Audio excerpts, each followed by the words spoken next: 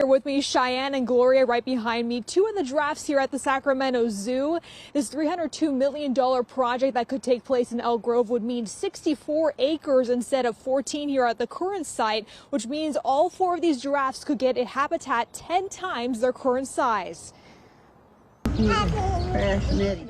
Sacramento Zoo's residents make 500,000 new human friends a year. I just love seeing the world through their eyes and them getting to explore God's creation and just all the animals here. But Sac Zoo's Jason Jacobs says the animals here could use some more room to roam.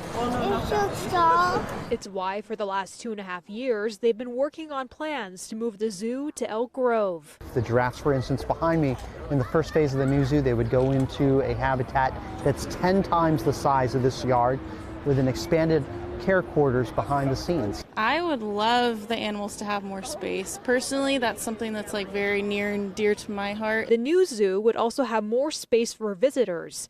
We're talking about a parking facility with 1,600 spaces and an overflow lot.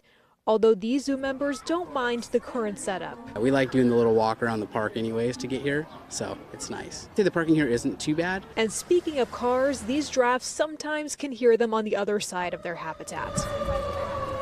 The zoo's director says the new site, which would be a fully green, sustainable campus, would not have that problem. But these giraffes do react when an ambulance goes by or when something is going on just beyond their sight.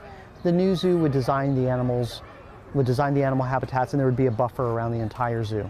Sac Zoo says they've already secured 8-figure funding for the new location. Now they await Elk Grove City Council's final vote on their project Wednesday. We come at least every couple times a month, but it'd be exciting for the new zoo to come.